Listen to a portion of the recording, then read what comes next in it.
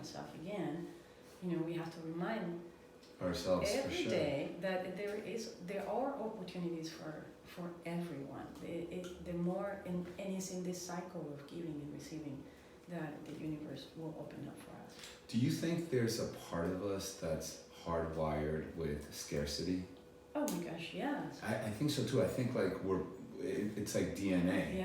Yeah, but I think it has to do with the way we have grown up, with the way we have been taught, because not every culture feels that way. But it's I think more than scarcity is at this. What is scarcity? What is envy? What is jealousy? All of this comes from a seed, and the seed is fear. Right. That's all it is. That's completely, So born with, that we're born with. yeah. So how do you even look? I have a product line, so it's the idea of these messages that we're giving all the time. Are you afraid of losing your hair? We're instigating fear all the time on everything because that's what sells. That's what sells. People, you sell based on fear. I'm not saying that's what we do as a company, but that's what happens most of the time. General marketing system. How do you get people to watch all the news? How do you get how do you get to watch your reality shows? It's always based on fear.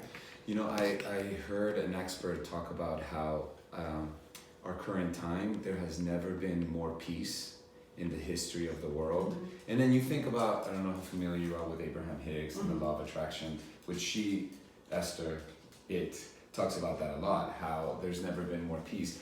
And this expert talked about how the human brain is so archaic in its form that fear is we tend to gravitate more to things that are fear-based, like with the news, for example. The news, what creates ratings is news about catastrophe. Mm-hmm. They've tried good news and no one watches. Yeah. So because of that, advertisers know that that's what sells. So they put their money on CNN and whatnot. When the ratings are high, those ratings get high when it's catastrophe news. And it's interesting, if you think about it that way, it's just, and I don't even see it as like, oh, they're manipulating us or whatever. I just see it as they're just playing and interacting with the reality of our human condition. Mm. Yeah, I also think that it's familiar. Yeah. It goes on our DNA. Yeah. You might, danger. Yeah, and and this has carried through so many generations. I mean, you think, like I remember there was an indigenous community called Panare in the Amazon, and they were the most beautiful indigenous people. They are tall and they're gorgeous, but they have no teeth. Mm. Most of them have no teeth because a few years ago they were introduced to sugar. And of course they love sugar. Now they do anything they want to the city, but to get the sugar, they're totally addicted to it. So these things, they do carry through generations. This is, whether it's fear, whether it's sugar, whether it's... Those cravings so when new generations come, it already comes as a part of our DNA because we are changing as a species. And those are, why do you like certain things? Why do we are born liking sugar? Yeah. When you think about it, it's because it just comes from, I believe that it comes from other generations. I do. But I also think, okay, look, whether we are trying to sell products based on fear or whether all these things that we've been talking about, what if we take that and use it in our favor? Right? So, okay, we have fear. You say, well, what if I lose everything? Oh, but this is one of the things that happens. You're afraid of losing everything. You got that job, you got that apartment, you got that car, you got that watch, you got that iPhone, you got that partner, and then you're so afraid to lose it. That's a very common thing that we experience. So instead of living in the fear, what about if you say, well, I do anything not to lose it? Mm-hmm. Okay, then even if you're taking that step of doing something to help somebody else, or to just or to give money to somebody that needs it, or to a charity, whatever you do, even if you're afraid of losing your money and you're going to give money to a foundation because you're afraid of losing the money, it doesn't matter. Give it anyway.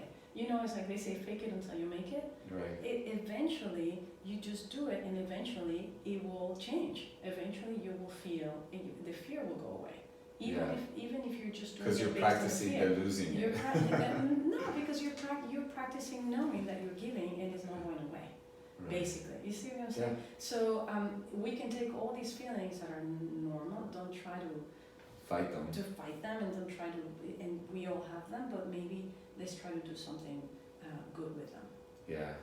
You know, you know, like I was telling you, dear listeners, Patricia and I are very close, so she knows every step I take, and gosh, she's like the best life coach. But as you know, I just got back from Burning Man, and Yes. anyway, I won't bore you guys with so many stories, but one of the ones that I got deeply was completion, and how we're here for such a limited time.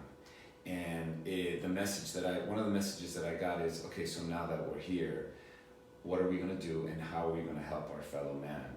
Because, you know, this life thing, it's got its up and downs, and it's tricky, and I really got present to how we're here to make somebody's life a little bit easier, because we're all dealing with so many things, and whether it is that call once in a while, or that donation, or whatever, it's like, that's what we're really here to do. You know, I do sometimes when I hear you and I hear my friends, or life is so short, and I have some friends that really truly understand that life is short. I don't. Yeah. I don't ever feel like life is short, and that might be something I have to work on, and I try, but I seem to think that life is long. It's been a long time. People say, oh, you shouldn't sleep so much because life is short. I love sleeping. Why can I, you know, that's one of the things I love. But when we talk about completion and all this, I think it has to start with ourselves. Yeah.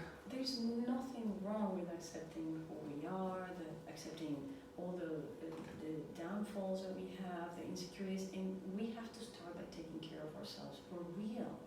You know, like I notice with me, because I travel so much, I need to spend time alone.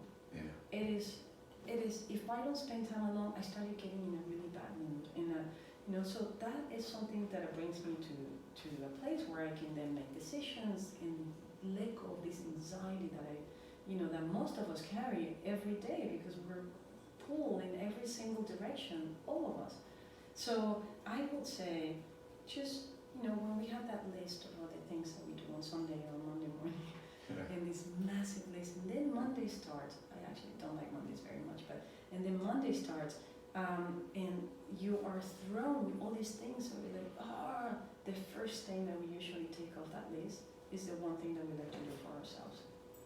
Like that, whether it's a meditation or whether it's yoga, or whether it's running a run, or whether it's literally taking 15 minutes to walk your dog, or just whether it's having your coffee in the morning for 5 minutes without being inundated. Or if we can walk away from here today and just take this with you, do not, no matter what, take that one thing of the list that you like to do for yourself, because that will give you a complete different week.